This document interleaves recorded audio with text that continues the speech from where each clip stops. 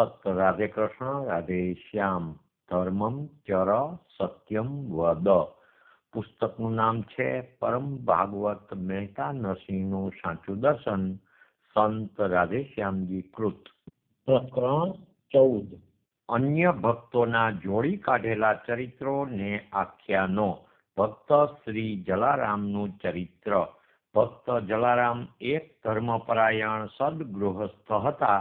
ઉપરાંત તેમાં ખાસ કરીને દયા, શ્રદ્ધા, ખોટું કામ કરવામાં લજ્જા, ધૈર્ય, ટેક, નિર્માનતા, સરળતા, આચાર વિચારની શુદ્ધિ, પ્રભુભાવ વગેરે દેવી સંપત્તિના ગુણો હતા. તેમાં ઊંચા સંસ્કારવાળા બ્રાહ્મણ, સાધુ સંત, યાત્રિકો ને ગાયોની સેવા કરવાનો અને દુઃખી ગરીબને સહાય કરવાનો વૈશ્ય કે વેપારી જાતિનો સહજ સ્વભાવ હતો. આમ સ્વધર્મના પાલન સાથે શ્રી રામ ભગવાનનું સ્મરણ, રટણ, પૂજન, દાન, ધર્મ, નિયમ, વ્રત બધું જાણીને સમજપૂર્વક કરતા હતા. આથી સર્વ જીવો ભગવાનના છે એવું જ્ઞાન થતા એટલે ભાન થતા અંતર્ભૂત દયામય થઈ ગયું અને સર્વ જીવો પ્રત્યે પિતા સમાન વત્સલ ઉદાર ભાવ વધતો ગયો. આનું નામ જ ભગવત ભાવ, જેમાં ખોટા લોભ કે સ્વાર્થનું નામ નિશાન પણ હોતું નથી અને લોકોના સામાન્ય ધર્મથી વધીને આખું જીવન પ્રભુ સેવા રૂપ કે પરમાર્થ રૂપ બની જાય છે. તે રામ આશરે રહી દરેક કાર્યને ભગવત કાર્ય માની અહંકાર મુક્ત રહેતા. આથી તેની ભાવના પ્રમાણે પ્રભુ કૃપાથી સેવા ભક્તિ માટે યોગ્ય સાધન પ્રાપ્ત થઈ જતા. તેનો સ્વભાવ પણ ઘણો સારો ને બધાને પરવડે તેવો. આથી લોકોમાં તેની પ્રશંસા ને મહિમા ગવાતા. પણ કાળ જતા તેને વિશે એક મોયેથી બીજે મોયે ફરતા ઘણી અવ્યવહારુ અને તદ્દન વિરૂપતા દર્શક દંતકથાઓ વધી પડી છે. લોકોનો સ્વભાવ એવો છે કે એક ભક્ત કે મહાત્મા થાય તેની પછવાડે સાચા ખોટાનો વિચાર કર્યા વિના કેટલીય મનકલ્પિત વાતો જોડી કાઢે છે. આથી સમાજમાં મિથ્યા મોહક જ્ઞાનનો અર્થાત અજ્ઞાનનો ખોટો પ્રચાર થતા લોકો ભક્તિ કે જ્ઞાનનો ખરો રાહ ભૂલે છે.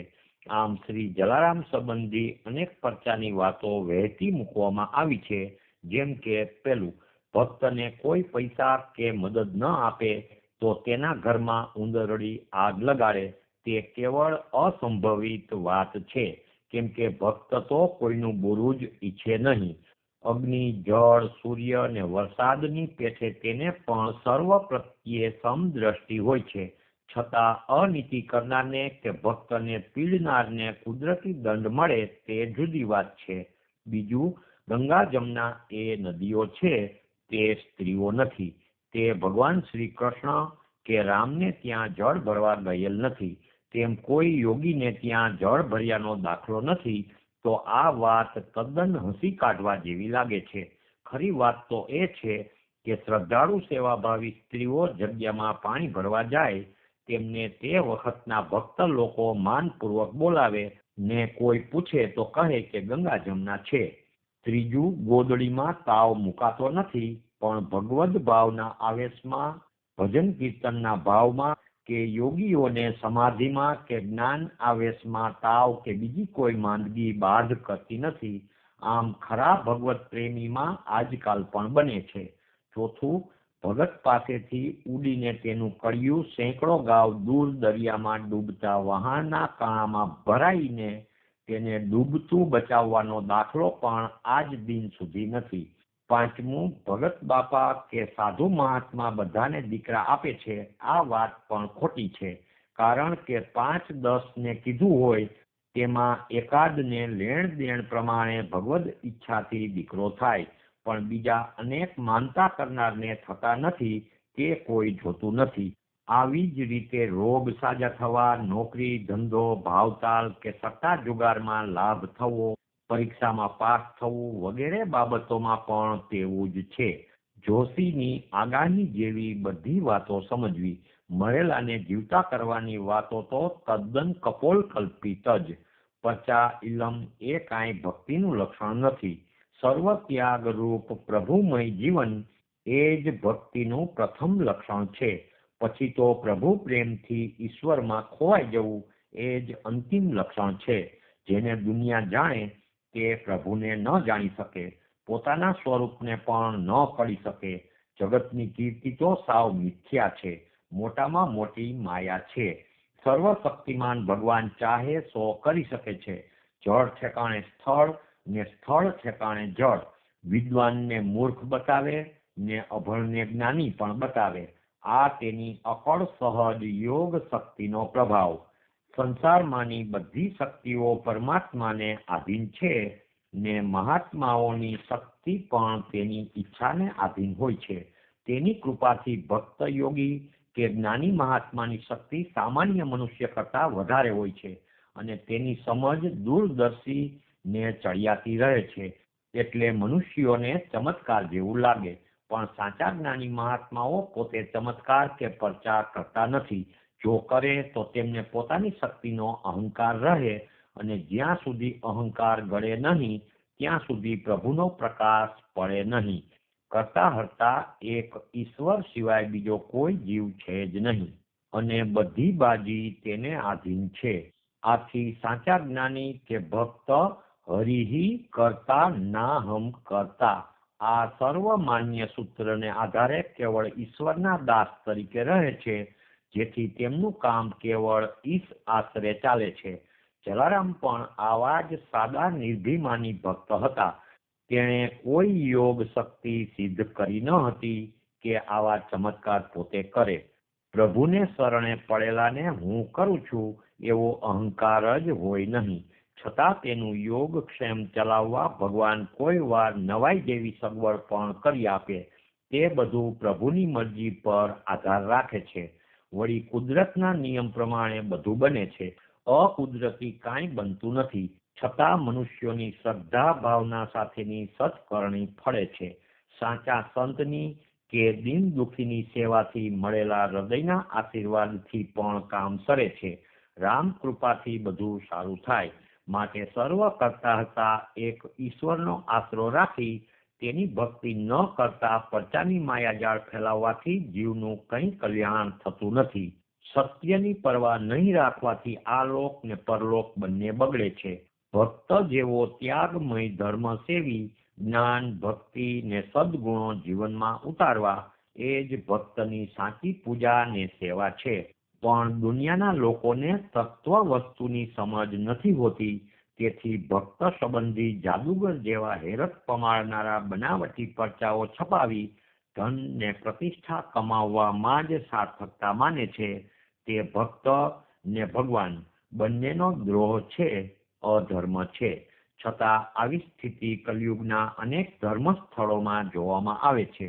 ભક્ત જલારામ તીર્થવાસી સાધુઓ, બ્રાહ્મણો વગેરેની સારી સેવા કરતા, પણ ત્યારે તીર્થવાસીઓમાં સાચા ત્યાગી કે પવિત્ર યાત્રિક બ્રાહ્મણો આવતા.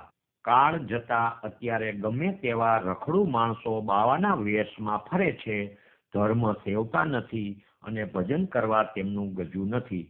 ટુકડો મળે છે એમ કરીને જ્યાં ત્યાં દોડે છે. ગીતામાં દેશ કાળ પાત્ર અનુસાર નિષ્કામ સાત્વિક દાન દેવાનું કહ્યું છે અને શાસ્ત્રમાં સાધુ એટલે સત્પુરુષોની સેવા લખી છે. રખડું નીતિહીન માણસોને ઉત્તેજન દેવાનું લખ્યું નથી. છતાં પરચાની માયા ફેલાવી પૈસા ભેળા કરી ગમે તેવાને રોજ મફત ખાવાનું આપવામાં આવે તો હરામી હલાલી ગુનાખોર લોકોનું પ્રમાણ વધે.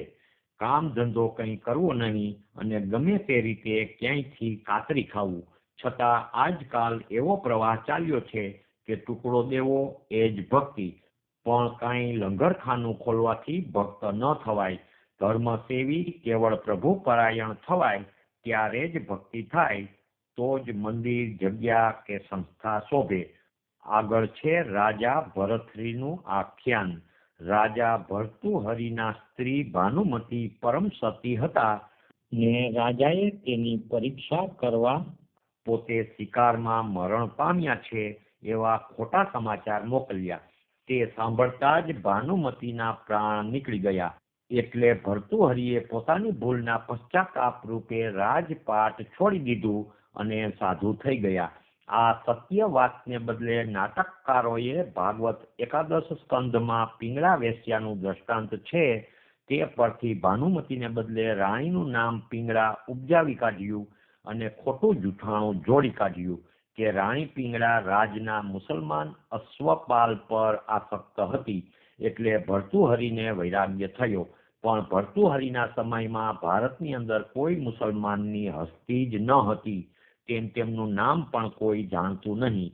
હાલના કાળમાં પણ સિનેમાવાળા લોકરંજન કરી પૈસા કમાવા માટે મરજી મુજબ ભયંકર રીતે વિકૃત એવા પ્લોટ બનાવી કાઢે છે કે જેમાં સત્ય ઇતિહાસની કંઈ પરવા જ રાખતા નથી અને વેદ ધર્મની કે ભગવાનના ભક્તોની કોઈ સાચી વાત જ નજરે આવતી નથી. આથી નર્યું અજ્ઞાન જ ફેલાવે છે. સંત મહાત્માના જીવનના કાળનો કોઈ વિચાર રાખતા નથી, પણ પોતાના કાળની સ્થિતિ પ્રમાણે લોકોને પસંદ પડે તેમ લખે છે. જેમ કે મહેતાજીના સમયમાં હાલના જેવી નિશાળો ન હતી, ત્યારે તો ગુરુને ઘેર જતા, છતાં આખ્યાનકારોએ લખી કાઢ્યું કે મહેતાજી પાટી દફતર લઈ નિશાળે ભણવા જતા. વાંચનારા કે સાંભળનારા પણ વગર વિચારે તે માની લે છે. આથી સત્ય ધર્મને હાનિકારક ને ઈશ્વરની નિંદારૂપ પાખંડ ખૂબ ફેલાય છે. આગળ છે ચેલૈયાનું આખ્યાન. ચેલૈયાનું આખ્યાન પણ ધર્મજ્ઞાન વગરના અભણ લોકો વડે કરુણ ભાવ ફેલાવવા બનાવી કાઢવામાં આવ્યું છે અને તેમાં ધર્મની છાયા પણ રહેવા દીધી નથી. સામળસા અતિથિ ધર્મ પાળતા હતા, તો અતિથિ ધર્મમાં અધર્મથી કોઈનો સત્કાર કરવાનું વિધાન જ નથી. તે વખતે વેદ ધર્મ ચાલતો હતો, ત્યારે વૈષ્ણવ વણિક પાસે કોઈ સાધુ ધર્મ વિરુદ્ધ માંસની માંગણી કરે નહીં અને વણિક લેવા પણ જાય નહીં. કદાચ કોઈ માંસની માંગણી કરે તો પણ દીકરાનું માથું માગે નહીં, કેમ કે માથામાં કંઈ માંસ ન હોય અને તે ખાંડણિયામાં ખંડાય પણ નહીં. વળી વૈશ્ય કદી તરવાર લઈ પોતાના પુત્રનો શિરચ્છેદ કરે ને તેની સ્ત્રી તે રાંધી શકે તેવી વાત છે. અધર્મની માંગણી કરનાર કોઈ સાધુ હોય તો પણ ત્યારના રાજા તેને સજા કરતા અને તેનો વેશ ખૂંચી લઈ તેને જેલમાં પૂરી દે એવો રાજદંડનો પ્રતાપ હતો. અધર્મી સાધુ, સંન્યાસી, બાવા, બ્રાહ્મણ આદિને યોગ્ય શાસન કરવામાં આવતું. તે વખતે મેકોલેના કાયદાની કુડી રીત, દીર્ઘસૂત્રી લખાણ, આડંબર ને ડોળ નહોતા. સીધો તાત્કાલિક વગર પૈસે ન્યાય હતો. ભગવાન પણ કોઈ ભક્તનું કામ કરવા કે કોઈની પરીક્ષા કરવા વારે વારે માનવી રૂપે વેશ લેતા નથી. ગીતા શાસ્ત્ર કહે છે કે જ્યારે આખી પ્રજામાં અધર્મનું જોર વધે તેવે કોઈ સમયે જ તે અવતાર લે છે. ભગવાનની સત્તા બધે વ્યાપક છે, તે વગર અવતારે ગમે તે કામ કરી શકે છે. આ તો અજ્ઞાની લોકોએ અપાર મહિમા ને અગાધ દૈવત વાળા ભગવાનને રમકડા જેવા કરી મૂક્યા છે. ધર્મના પ્રતિપાલક પરમાત્માને વારે વારે અવતાર લઈ દીકરાનું માંસ, સ્ત્રી આદિની માંગણી કરતા ક્રૂર કે અધર્મી ચિતરવા તે મહાપાપ નથી. આગળ છે કલયુગની કથા વાર્તાઓએ લોકોમાં ફેલાવેલું અંધેર. કલયુગના આખ્યાનો, કથા વાર્તાઓ, શાસ્ત્રો, પુરાણો વગેરેમાં મોટે ભાગે જૂઠ ભરેલું હોય છે. કલયુગના લેખકો ખુદ ભગવાન, દેવતાઓ, સંતો વગેરેના અનુભવ વિનાના હોવાથી પોતાના સમયના માણસો જેવા કે નવલકથાના પાત્રો જેવા ચિતરે છે અને તેમાં ધર્મ, જ્ઞાન, ભક્તિ આદિનું નામ નિશાન પણ રહેવા દેતા નથી. જેમ કે પેલું, પર પુરુષોત્તમ નારાયણ ભગવાન શ્રી કૃષ્ણ જે ધર્મ સ્થાપવાને માટે જ ભૂતળ પર અવતરેલ, તે મહાભારતના યુદ્ધ દરમિયાન દ્રોણાચાર્યના વધ માટે યુધિષ્ઠિરને નરો વા કુંજરો વા એવું અસત્ય બોલવાની સલાહ આપે અને ધર્મરાજા યુધિષ્ઠિર તે પ્રમાણે આચરણ કરે તે ભગવાન તેમજ યુધિષ્ઠિરના મહિમાને યોગ્ય નથી. ભગવાનની બાળ લીલા નિર્દોષ જ હોય, છતાં ભાગવત દસમ સ્કંધમાં નર્યું કામશાસ્ત્ર ઘુસાડી દીધું છે. રાધેશ્યામ આસન પરથી બહાર પડેલ ભાગવત ને કૃષ્ણ ચરિત્ર સત્ય દર્શન વાંચો કે સાંભળો. બીજું, શંકર ભગવાન જે ચિદાનંદ સ્વરૂપ જેની દ્રષ્ટિ માત્રથી કામ બળી જાય તેને ભીલડીમાં મોહ પામતા વિકારી ને કામી ચિતર્યા છે. વળી તે માતા પિતા જેવા વત્સલ, શાંત ને મંગળ સ્વરૂપ છે, માટે જ તેને શિવ કે શંકર કહેવાય છે. છતાં બ્રાહ્મણોએ તેને ક્રોધી ચિતર્યા છે. ત્રીજું, બ્રહ્મા, વિષ્ણુ ને મહેશ જેવા શુદ્ધ સાત્વિક દેવો જે ભગવાનના જ સ્વરૂપ, તેમને સતી અનસૂયાને નગ્ન થઈ ભિક્ષા આપવા જેવી નિર્લજ્જ માંગણી કરતા દુર્જન જેવા બતાવ્યા છે. ચોથું, નારદજી કે તેના જેવા બીજા પરમ ભાગવતોને કજિયા કરાવનાર ને વિરૂપ હાંસી પાત્ર ચિતર્યા છે. પાંચમું, હરિશ્ચંદ્ર રાજા રખેસરને ઘેર વેચાણા તે બતાવતી બધી હકીકત પણ બનાવટી છે. અત્યારે ધર્મને નામે પણ અનેક ખોટી રૂઢિઓ ચાલે છે, જેમ કે તુલસી વિવાહ, બોરચોથ, રક્ષપાચમ, શીતળા સાતમ આદિ વ્રતોની ને દેવીઓની વાતો કલ્પિત છે, અને કલિયુગમાં સંતોષીમાં જેવી નવી દેવીઓ પણ ઉમેરાતી જાય છે. વેદમાં એક કુદરતી દ્રશ્યનું વર્ણન છે, તે નહીં સમજવાથી બ્રાહ્મણોએ તેમાંથી જાલંધર આખ્યાન ને તુલસી વિવાહ ઉપજાવી કાઢ્યા છે. જેમ કે ઉનાળામાં જેઠ મહિનામાં વાદળાના એટલે જલંધરના વૃંદ એટલે સમૂહને લીધે ગરમી ને ઘામ થાય છે, પણ વરસાદ વરસતો નથી, તેથી લોકો ખૂબ અકળાય છે. છેવટે તેના પર જ્યારે સૂર્યના કિરણો એટલે વિષ્ણુના કિરણો પડે ત્યારે તે વરસવા માંડે છે ને લોકોને શાંતિ થાય છે. આમાં વૃંદનો અર્થ વૃંદા એટલે તુલસી કરી નાખી ભગવાનને પણ દુરાચારી ચિતર્યા. વળી ભગવાન કદી છોડ સાથે પરણે. જાલંધર આખ્યાનનો સાર એટલો જ કે આત્માની જ્યોત આડે સ્થૂળ, સૂક્ષ્મ ને કારણ માયારૂપી આવરણનો કાળો પડદો રહેલો છે. જીવ જો વિષ્ણુ ભગવાનને પોતાના અહંકાર રૂપી જાલંધરનું અર્પણ કરી તેનું ધ્યાન ધરે તો જ આત્માનો પ્રકાશ પામે. આમ કલિયુગમાં લેખકોને સત્યની પરવા નથી ને પ્રભુનો ડર નથી, તેથી આવા ઈશ્વર ને સત્ય ધર્મની નિંદા કે દ્રોહરૂપ લખાણો લખે છે. આવા લખાણોથી અધર્મનું જોર વધે છે, છતાં રાજકર્તાઓ ને લોકો તેનો વિરોધ કરવાને બદલે તેને ધર્મની કથાઓ તરીકે માને છે, સાંભળ્યા કરે છે ને આનંદ પામે છે. આમ જુઠ્ઠાણાને ઉત્તેજન આપવું તે પ્રજા માટે ઘોર પાપ છે. પછી પ્રજા અનેક રીતે પીડાય છે, તે અત્યારે બધા નજરે જુએ છે. સત્યને પાળવા ને પળાવવાની જવાબદારી રાજકર્તાની ને ધર્મગુરુઓની સૌથી વધારે છે. તે વિના પ્રજાનું કલ્યાણ નથી. સત્ય ધર્મ વિના પ્રજામાં સુખ શાંતિ રહે જ નહીં. ધર્મ એટલે સંપ્રદાયો નહીં, પણ વેદ ધર્મ કે પ્રભુની આજ્ઞા રૂપ મૂળ સનાતન ફરજ રૂપ નિયમો. દેશમાં સત્ય સમજણ કે કર્તવ્ય નિષ્ઠા હોય તો જ રાજા પ્રજા બંનેને સુખ થાય, કેમ કે હંમેશા સત્યના બેલી પરમાત્મા છે. શ્રી કૃષ્ણચંદ્ર દેવ કી જય. દ્વારિકાધીશ કી જય. રણછોડરાય કી જય. નરસિંહ રામ મહારાજ કી જય. સદગુરુદેવ કી જય.